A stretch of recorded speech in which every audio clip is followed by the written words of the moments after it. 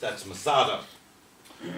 Now, if the Romans ruled over you in the ancient world, they had a unique way of doing things. If the Romans ruled over you and you rebelled, they would come and kill you. But killing you was only the warning. If you rebelled again, they would come and completely wipe you and crush you from history. We rebelled 3 times, and we are still here. And the Romans, apparently, are not. That is a testament to the power of that conversation that Rabbi Yochanan ben Zakkai had with Vespasian. The second big rebellion was here, 115 to 117 under the Emperor Trajan, but it was here. 132 to 135 is the big daddy revolt of all. Because during the 120s, a new emperor came to the throne of Rome, Hadrian, and Hadrian said, "Oh, I don't have a problem with Jews per se. Some of my best friends are Jews. I have a problem with Jewish spirituality."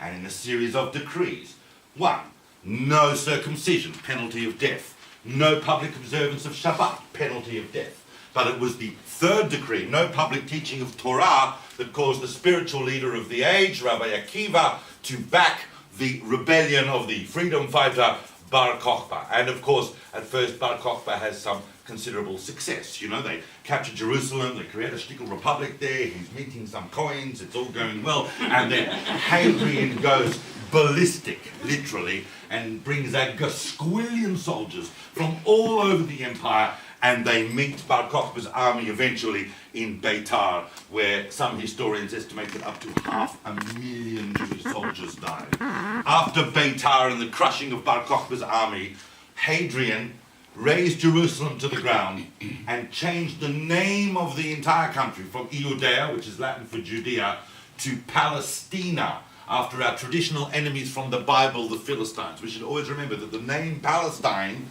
came from Hadrian for no other reason than to piss us off. But in fact, none of these tragic events actually are connected with what this period of Jewish history is actually all about. This period of Jewish history is known as the Talmudic. Because of course, after, as so often happens to Roman emperors, Hadrian eventually dies. And after his death, life began to flourish again in the land of Israel. And by the time we get to the year 200, we have published the Mishnah. And the Mishnah is basically the whole of the oral law tradition written down in succinct form. Thousands of tiny paragraphs which demonstrate the dynamic application of the principles of Torah in everyday life. It always amazes me that while 90% of the world is still worshipping and eating cockroaches, we produce the Mishnah. Now, of course, once you produce the Mishnah, for the next few hundred years, the Mishnah is discussed and it's analysed and it's explored and determined its underlying principles and they're applied. And that discussion, of course, is called the Gemara. And we know the equation, Mishnah plus Gemara equals Talmud. And of course, being the Jewish people, we have 2 Talmuds.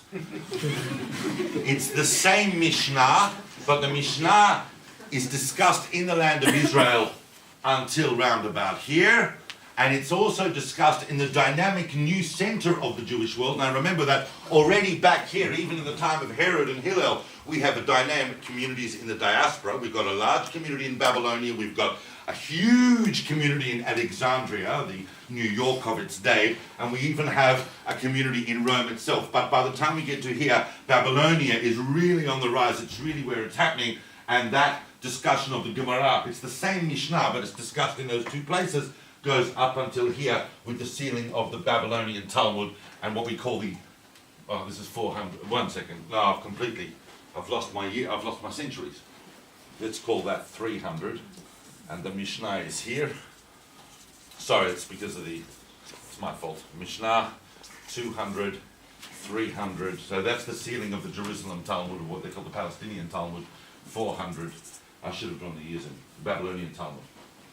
Now, it is, however, impossible to understand Jewish history unless we see it embedded in Toldot Am Yisrael need to be seen embedded in what we call Toldot HaAdam, human history generally. Certain things we can't escape talking about.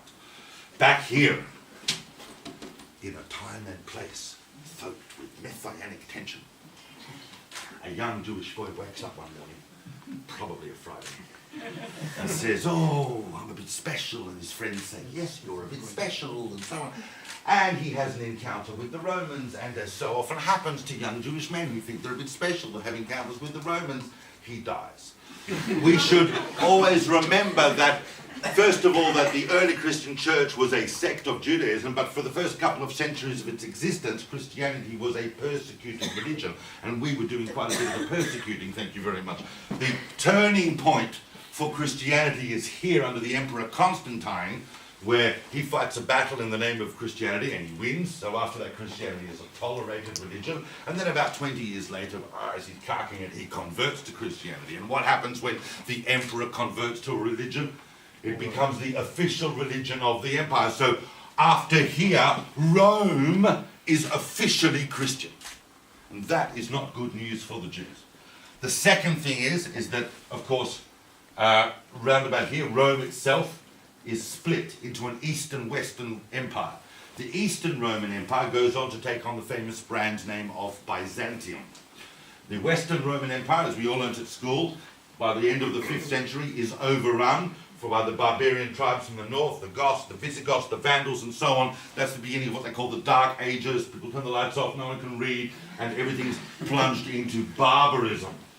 So, we're going to move at 600, 700, 800, 900, oh, we've got paper there, haven't we? Okay, so 500, 600, 700, we'll call this 800, we'll call this 900.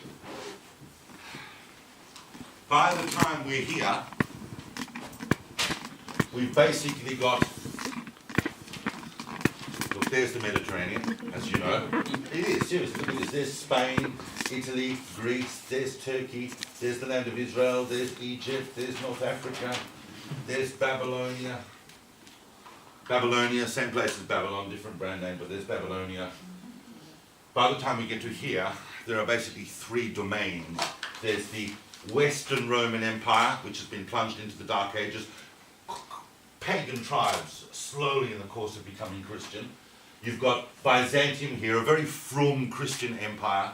And here you've got the large newly reconstituted Sassanid Persian Empire with its own dynastic upheavals, main religion Zoroastrianism, but with its own religious and dynastic upheavals. None of whom can see the great historical tsunami that is just around the corner that is going to change this entire picture, because in 570 is born Muhammad.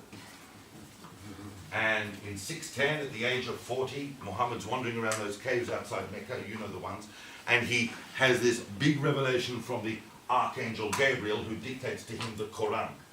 Just to show you something that historians still today are staggered by, how explosive is the expansion of Islam in less than half a century. Here's Islam, goes